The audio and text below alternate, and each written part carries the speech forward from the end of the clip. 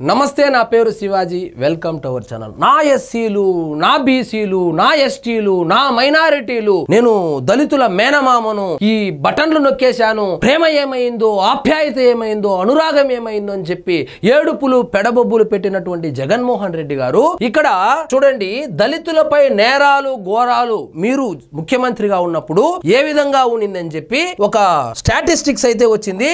ఇదేదో ఆంధ్రజ్యోతి పేపర్ లోనో ఈనాడు పేపర్ లోనో వచ్చింది కాదు, చంద్రబాబు నాయుడు గారు, పవన్ కళ్యాణ్ గారు, నారా లోకేష్ గారు చెప్పింది కాదు. ఎన్సీఆర్బీ 2023 వార్షిక నివేదిక ఏమని వెల్లడించిందంటే, దక్షిణాదిలో 2023 సంవత్సరం వరకు జగన్మోహన్ రెడ్డి గారు ముఖ్యమంత్రిగా ఉన్నటువంటి సమయంలో దళితుల పైన నేరాలు ఘోరాల లిస్టు బయటకు తీస్తే విస్తుగొలిపేటువంటి విషయాలు బయటపడింది జగన్మోహన్ రెడ్డి గారు.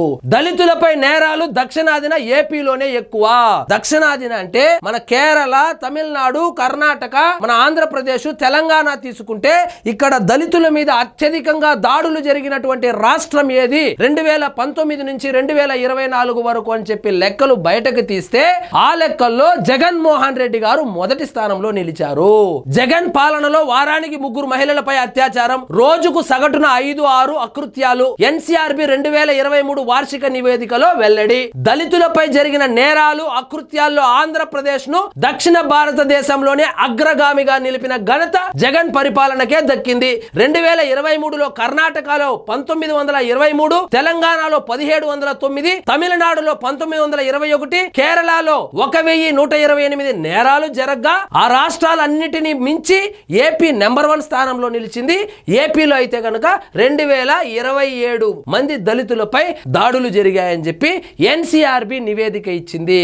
ఇప్పుడు వస్తారు జగన్మోహన్ రెడ్డి గారి ఫ్యాన్స్, అది ఫేక్ న్యూస్, ఈనాడులో వచ్చిందని. ఇది ఈనాడులో వచ్చిందో, ఆంధ్రజ్యోతిలో వచ్చిందో, సాక్షిలో వచ్చిందో, ఆంధ్రప్రభలో వచ్చిందో కానే కాదు, ఎన్సీఆర్బీ ఇచ్చినటువంటి వార్షిక నివేదిక ఇది. ఇంకా దాన్ని కూడా తప్పు అంటే మనం చేసేది ఏమీ లేదు. వారానికి సగటున 3 దళిత మహిళలు అత్యాచారానికి గురయ్యారు.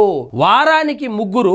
ఆంధ్రప్రదేశ్ రాష్ట్రంలో శ్రీకాకుళం నుంచి చిత్తూరు వరకు జగన్మోహన్ రెడ్డి గారు అధికారంలో ఉండగా, అంటే దళితుల మేనమామ అధికారంలో ఉండగా, దళిత మహిళలకు ఎవరైతే ఉన్నారో ప్రతిరోజు 3 దళిత మహిళలు అత్యాచారానికి గురయ్యేదని ఎన్సీఆర్బీ వార్షిక నివేదికలో వెల్లడించారు. జగన్మోహన్ రెడ్డి గారు ఇప్పుడు అర్థమైందా ఆ ప్రేమ ఏమైందో, ఆ ఆప్యాయత ఏమైందో, ఆ అనురాగం ఏమైందో, ఆ ప్రతిపక్ష హోదా ఎందుకు పోయిందో, 151లో నుంచి 11 సీట్లకు ఎందుకు పడిపోయారంటే కారణం ఇదే. ఇంత దరిద్రంగా ఉండింది పరిపాలన. దళిత మేనమామ పరిపాలన అని చెప్పుకున్నటువంటి మీరు ప్రతిరోజు 3 మహిళలు, దళిత మహిళలపై అత్యాచారాలు జరిగాయి.